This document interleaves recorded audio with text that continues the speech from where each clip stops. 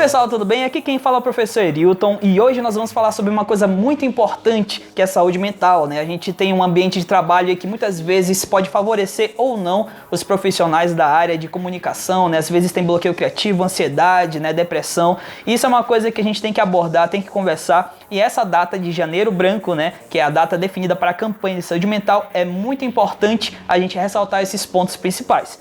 Por isso, trouxemos aqui uma psicóloga bacharel na área, MBA em Gestão de Pessoas, que é a Thalita Kozer. Ela é nossa psicóloga aí, que é amiga nossa, né? Trouxemos aqui ela para falar um pouquinho sobre essa questão de saúde mental no trabalho.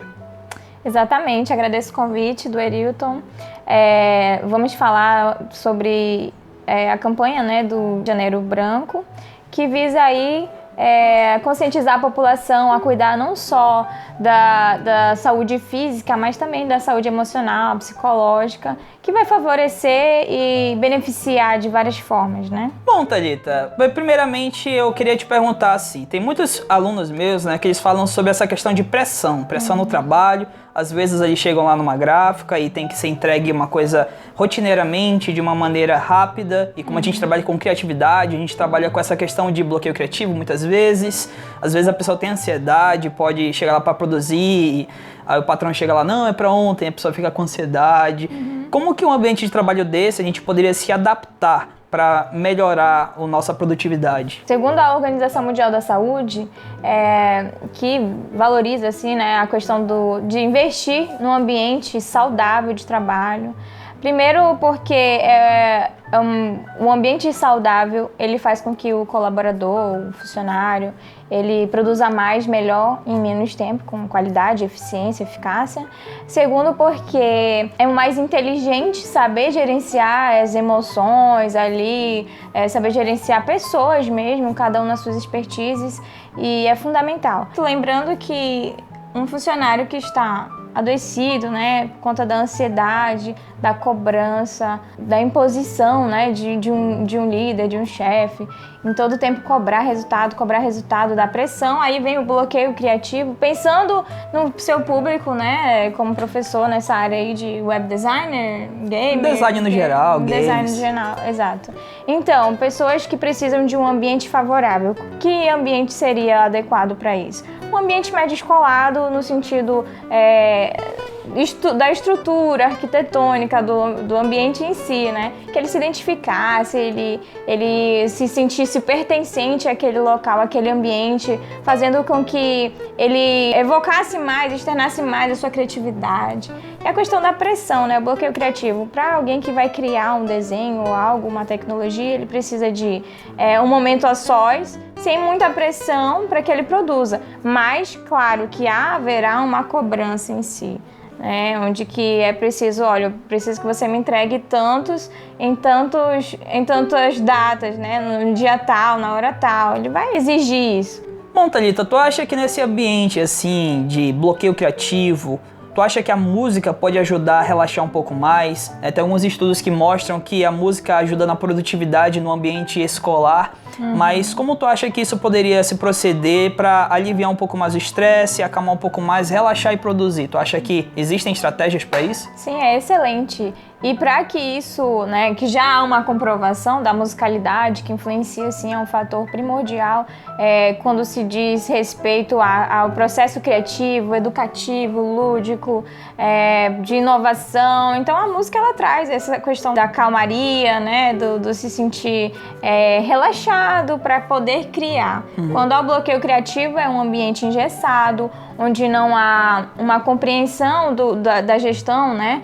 Que é preciso investir no cenário, nos equipamentos, na posição, no vestuário da pessoa, né, do profissional ali, o web designer e tal. Esse pessoal mais da tecnologia, eles são mais descolados, né? Inclusive é até interessante esse aspecto, porque eu lembrei de um livro chamado Ócio Criativo. Sim. Que ele fala de alguns cientistas que tiveram ótimas ideias em momentos totalmente aleatórios, tipo apreciando a natureza, ou em locais que não forçam ele realmente aquela ideia. Exatamente. Num ambiente, digamos assim, disfuncional e adoecedor, seria diferente. Uma pessoa que precisa criar, desenvolver desenhos e ali produzir, ele vai precisar de um ambiente onde tem a característica dele, da criação em si, que evoque isso, né? Para que ele externe através da sua desenvoltura, da sua criatividade e tudo mais. E aí, aquele ambiente engessado, onde a sala, imaginemos, né? Uma sala branca, com as paredes lisas, sem nenhum detalhe, nenhum quadro, nada. Uma e sala aí, sem vida. Sem vida, exatamente. Aí a mesa e o computador. E toda hora vindo, meia hora, alguém para cobrar. E aí, já terminou? E aí, você já fez? Olha, não esquece que tem que fazer tal. Aí o cara vai e apresenta o material, né? Aqui, ó, produzir isso para o superior. E aí esse superior vai falar assim... poderia melhorar. A expressão facial já diz muita coisa, né? Putz, ele não desdenhou do que eu fiz, eu levei tempo, né? E aí ele vem e fala só isso. Porque às vezes a postura dessa pessoa é inadequada também. Porque ele chega e vai exatamente falando da incompetência do outro. E aí, para ele se sentir melhor, ele oprime, diminui. E aí entra a questão também, né, do assédio moral. É interessante você tocar nesses pontos, porque tem um aluno meu que uma vez ele conseguiu um emprego, né? E ele sempre se achava insuficiente, né? Por algum motivo, ele era bom. Eu dizia que o trabalho dele era bom, até consegui outros empregos para ele, mas ele sempre se achava insuficiente. Ele sempre achava que o trabalho dele não estava bom. E aí isso atrapalhava ele na própria questão de ser perfeccionista demais. E aí entregava pro patrão, aí ele dizia, pô, atrasou, não tá bom o suficiente. E aí lá vai ele descer de novo a baixa autoestima, né? Essa questão de ter uma pressão, ter baixa autoestima. Tu acha que uma pessoa que tem esse problema de baixa autoestima, que sempre acha que ela não é o suficiente, como que ela poderia se adequar a um ambiente de trabalho onde ela tem que produzir um objeto, uma peça? Então, mais uma vez, né, retomando a questão da saúde mental, é necessário que ela busque também a fazer psicoterapia para entender se a forma como ela tem pensado é uma forma mais funcional, para reduzir mais essa questão de pensamentos distorcidos. Porque vendo esse cenário, esse funcionário, o que ele tem passado na família dele, como ele se construiu como pessoa, se ele estava num ambiente onde que era exigido muito e se incentivava pouco, se reconhecia pouco, digamos assim. Ele estava em casa, a mãe pedia para varrer, ele varria e depois a mãe falava assim, não faz as coisas direito, e aí vai lavar a louça ainda tá engordurada, e aí sempre todo ele precisando produzir muito e era pouco reconhecido. Então ele leva isso... Aquela mãe que chega assim e fala, não fez mais do que sua obrigação. Exatamente. E aí o que acontece? Ele vai trazer isso também para os relacionamentos dele, fora, né? Fora da família. E aí para a escola, para a faculdade, para o trabalho. E aí encontra uma figura dessa que oprime, que às vezes assedia moralmente. E ele vai adoecendo. Então, cada vez mais ele vai sendo alimentada a baixa autoestima de que ele não é capaz, de que ele é incompetente, ele vai produzir menos, ele vai ser mais irritado, vai se relacionar pouco com as pessoas, talvez aí entre o isolamento e alguns sintomas ali que vai corroborar para desenvolver um quadro de depressão. E aí só tende a piorar cada vez mais o cenário. Então busque terapia, fazer psicoterapia, psicólogo e psiquiatra não é para louco. A gente tem que acabar com esse estigma, pelo contrário. Se você tem algum desajuste emocional ou se tem alguma demanda que você acha que é interessante falar, ter uma pessoa para conversar, expor, né, seus problemas. Que não te julga, que não te condena, que não te aconselha como um amigo. É diferente, né? Faz bem, né, não ficar com aquela coisa guardada pra si, né? Falar, né? Por que eu não consigo me relacionar? Por que sempre, em todos os empregos que eu consigo, eu não consigo ficar? Por que os meus relacionamentos, né, amorosos também, né, não dão certo? Ou porque essa questão, né, de insuficiência bate nessas mesmas teclas. Todos. Vai ser... Quando eu percebo que a ansiedade tem um prejuízo maior. Ansiedade todo mundo tem. Você vai apresentar um trabalho e você fica nervoso às vezes. Sim.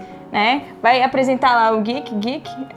Vai apresentar para algum artista famoso. Exatamente. Vai entrevistar algum americano. A gente chegou a entrevistar um americano em inglês. Foi legal. É muito... a gente Sigam fica a Díceros Education. A gente vai colocar no card aqui depois para vocês verem. Sim, top. Então, quando a gente vai, né, para alguma coisa mais inusitada, assim, a gente fica nervoso, é normal, é comum a todo ser humano.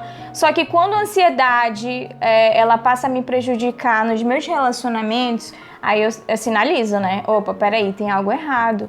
Cada vez mais os sintomas da ansiedade, né, exacerbada. Aí aquela dor no estômago, suar frio, né, aquela angústia na garganta, tensão muscular. E aí toda vez que o meu chefe vem se aproximando, eu já passo a ter, nossa, dor de barriga, corro pro banheiro, passo mal, falta de ar. Então tudo isso são sintomas que você precisa dar uma atenção, né? Se uma pessoa tá nesse trabalho assim, tu acha que ela tem que se retirar, dar um tempo? Ela tem que buscar a psicoterapia, porque ela precisa do trabalho. E aí, de toda vez que ela enfrentar um problema... Mas ficar num ambiente que reforça esse sintoma não é bom também. Esse ambiente, né, o que seria interessante é ele trabalhar assim, para que não fique tão afetado com aquilo que as pessoas falam. Por exemplo, esse chefe. Você produziu só isso. Ele vai entender, vai ser as mesmas respostas, só que ele vai internalizar diferente. Não, isso daí é a opinião dele. É ele que pensa isso, mas eu sei o que eu produzo. É interessante você tocar nesse ponto de assédio, né? Porque assédio não é só essa questão amorosa, né, tudo mais. Tem vários tipos de assédio, né? Sim. Então, por exemplo, eu tive num trabalho uma vez que o chefe, ele era ríspido com todo mundo.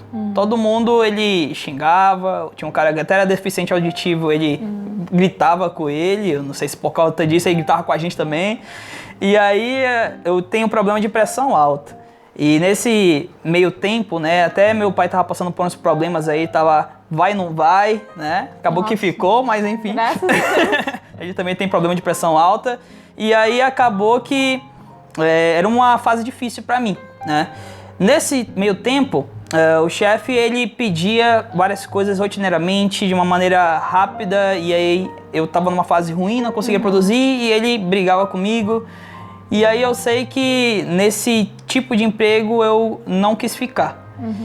Tu acha que uma pessoa que precisa de dinheiro, que precisa ficar nesse emprego, como que uma pessoa poderia se adequar ao ambiente de trabalho ou talvez até mesmo se isso faz bem para ela ou não? Então, já ia mencionar ali o terceiro ponto, né? De acordo com a Organização Mundial da Saúde, investir na saúde mental no trabalho, no ambiente de trabalho, é fundamental também porque é legal.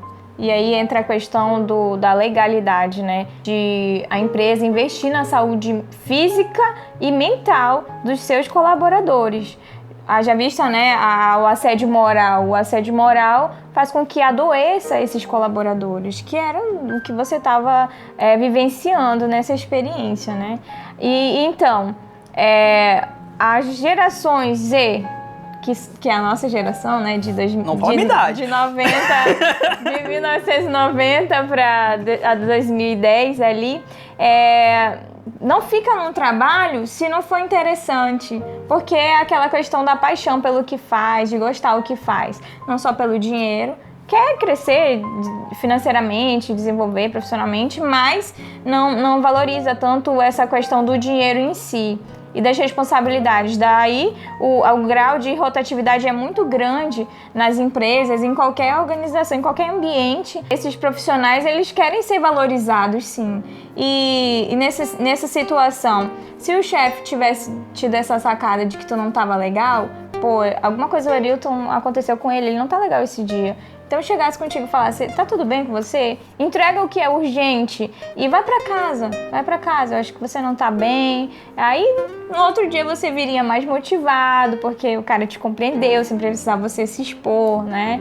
E aí você vem no outro dia mais motivado, engajado, querendo produzir mais, melhor, porque, poxa, fui compreendido, não é só pelo dinheiro, não é só pelo meu serviço, mas é porque a gente é uma equipe, trabalha melhor na questão multidisciplinar, monte de profissional ali, cada um com as suas expertise. Multidisciplinar. Multidisciplinar, harmoniosamente, trabalhando. É a questão da gestão de pessoas, né? E essa é a sacada do momento, né? A indústria 4.0, o RH 4.0, valorizar pessoas e para não adoecer. Porque se eu valorizo os meus colaboradores, meus funcionários, no caso da Dícero, né, meus professores, então, eu sei a minha equipe, o que cada um é expert. Por exemplo, tem aquele que é mais relacional, né, que é mais comunicativo, interativo e que divulga. Aí tem aquele cara do marketing, né? E aí tem aquele perfil mais controlador, que gosta mais de padronizar as coisas, né? Mais perfeccionista, observa os detalhes. Então, colocando cada um harmoniosamente, todo mundo, não é é porque ele é assim, ele não é bom. Pelo contrário, cada um tem os seus lados, né, que precisa ser desenvolvido e aqueles que é muito bom. E aí o ambiente, ele acaba adoecendo quando é nessa situação, né, que a pessoa não tá legal emocionalmente porque tá passando um conflito familiar. E aí traz isso pro trabalho. Às vezes a gente cai num paradigma de que falar, não, eu boto a máscara do trabalho e vou pra casa e boto outra máscara. Mas às vezes você não tá com a estrutura ali, né, estável para aguentar todos os desaforos, todas as opressões, todos os xingamentos, E aí você vai adoecendo todo mundo quando você é essa pessoa, né, essa figura autoritária e tal, e assedia moralmente, tem que estar diminuindo os outros para poder se sentir superior e melhor e mostrar que tem o poderio, né? E aí o que acontece? Acaba perdendo. Todo mundo perde. A pessoa que recebe esse serviço perde, os colaboradores perdem porque são insatisfeitos, produzem menos, só produzem ou pelo dinheiro ou porque precisam daquilo mesmo e não tem outra coisa melhor por enquanto, por isso que saem muito, né, o grau de rotatividade.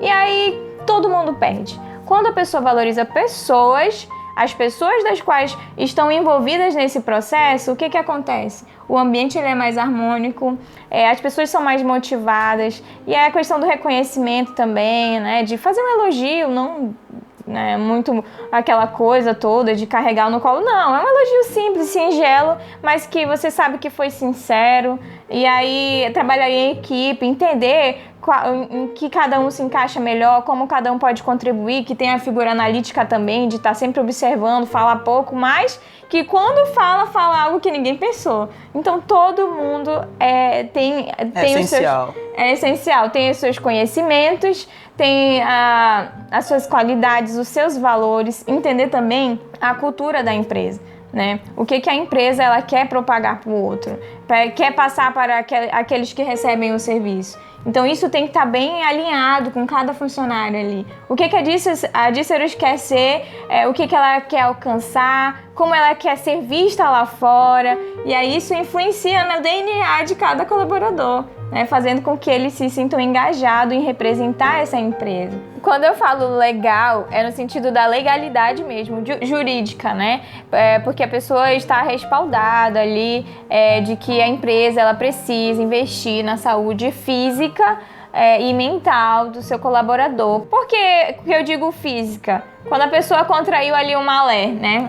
Uma lesão por esforço repetitivo. Inclusive, a gente tem um vídeo que a gente fala sobre essa questão de reforço repetitivo, se vocês quiserem botar no card na descrição. Sim, então, o que acontece? Ele faz os exames admissionais para saber se ele tinha, né, aquela lesão, e quando ele sai, ele também faz os exames demissionais. Então, essa é a saúde física. E a saúde psicológica? Estava tudo ok, tudo alinhado, harmonicamente na sua vida. De repente ele entra nesse ambiente adoecedor, de opressão, de coerção mesmo. E aí ele acaba desenvolvendo ali uma depressão, um transtorno de ansiedade, ou sofrendo assédio moral, ou assédio sexual também, né, que também acontece, o que pode acarretar outros problemas. Então é nesse sentido a legalidade. É isso que eu ia te perguntar, né? O que uma pessoa pode fazer quando ela estiver sofrendo algum tipo de assédio, né? Denunciar pra polícia, no caso, né? Sim. Porque era o chefe superior, não tinha pra quem falar. Quando o assédio moral é por um funcionário, né? E ele tem pra quem se reportar um superior, ele vai até ao chefe do seu supervisor. Mas se ele não tem, se é uma empresa pequena, né, onde o próprio chefe é o dono do negócio, aí a gente procura... O próprio chefe é o assediador. É. No caso, a gente vai colocar aqui na descrição, tá bom? Algumas informações sobre essa questão de assédio, que é uma coisa que acontece muito. E também um número para você ligar, para poder falar sobre essa questão, esse problema que pode estar acontecendo com você. Bom, Thalita, para finalizar, eu gostaria que você falasse o ambiente de trabalho ideal. Eu sou o chefe de uma empresa. Qual o ambiente de trabalho ideal para a minha empresa, para uma boa saúde no trabalho? Tá, vamos lá. Então, assim, você tem que entender o contexto. Qual é o teu público? Qual é os teus colaboradores?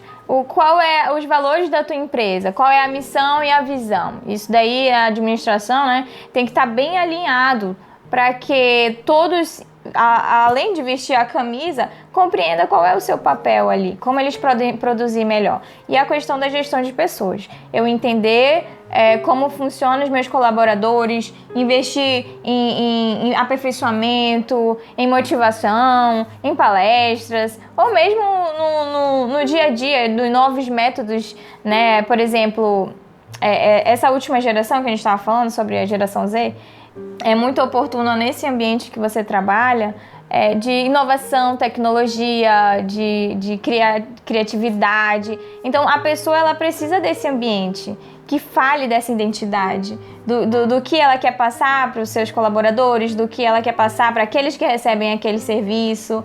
Então, isso tem que estar nessa identidade, no DNA, para que todos possam partilhar dos mesmos pensamentos nesse sentido de alcançar um objetivo em comum, o trabalho em equipe, e desenvolver aí os pontos de melhoria, que eu diria, né? Não assim, os defeitos, mas aqueles pontos que a pessoa sabe que precisa desenvolver. Porque cada ser humano, ele é psicodinâmico, ou seja, não é porque ele é daquela maneira que ele vai ser engessado daquela maneira para sempre. Você, com um jeitinho, né, se identificando, investindo naquele funcionário, naquela pessoa, no ambiente, a questão da música, a questão da pintura das paredes, a questão da forma como é organizado, né? Tu acha que a amizade é um ponto-chave, assim, para uma equipe? Fundamental, porque o ser humano, ele é biopsicossocial, então ele tem que estar bem fisicamente, psicologicamente e emocionalmente, socialmente, na questão da amizade, né? Um ambiente onde todos se tornam colaboradores de fato, trabalham em equipe harmonicamente, né? Cada um ali contribuindo com o que pode. A questão da amizade. Também a gente pode observar que a baixa tolerância à frustração é um grande problema também nesse ambiente organizacional, ambiente de trabalho em si. Porque quando o meu chefe me olha de cara feia, já pensa que ele já está falando algo, que eu sou incompetente, ou que aquilo, ou que aquilo outro, e faz com que eu distorça alguns pensamentos. Então, a baixa tolerância à frustração, ninguém pode condenar meu trabalho porque é o melhor que eu posso fazer, né? Ou empinar o nariz e é isso e pronto e danou-se. Não, é saber diferenciar o que é amizade, né, e o que é o trabalho. Olha, meu chefe, eu tenho uma relação boa com ele, mas quando ele me cobra o resultado, ele me cobra o resultado. E eu tenho que saber diferenciar essas situações. Numa postura inadequada, por exemplo, tu é meu chefe, eu tenho uma relação saudável contigo, quando eu não tô bem, tu me libera ali, né, percebeu que alguma coisa, ou se não me libera, pelo menos me deixa ali trabalhando, sossegado, e aí eu venho e falo assim, olha, Thalita, me entrega esse serviço tal hora. E aí eu falo assim, meu chefe é gente fina, ele pode esperar e tal. Não, e aí confunde essa relação. Então, o adequado seria assim, eu tenho uma relação saudável com ele, mas qual é o meu serviço? É esse? Meu papel é esse? Eu tenho que entregar isso? Então eu tenho que entregar isso e pronto. Amigos, negócios à parte. Exatamente. Bom, pessoal, então é isso aí. Esse foi o nosso bate-papo com a Thalita sobre saúde, né? Nesse janeiro tão especial que é o Janeiro Branco. E eu espero que vocês tenham gostado. Obrigado, Thalita, por ter vindo. Eu que agradeço a oportunidade. Pode me chamar mais vezes. Ah, claro. E se vocês curtiram também, galera, não deixe de comentar aí embaixo o que vocês gostariam de ver, né? Mais assuntos abordados nesse tema de psicologia, saúde. Né? Eu acho que é um tema bem interessante. Bom, galera, se vocês curtiram, não esqueça de ativar o sininho, curtir aí nosso vídeo, se inscrever no canal e as nossas mídias sociais estão aqui. Siga lá a gente. Obrigado pelo apoio. E é isso aí. Valeu. Falou.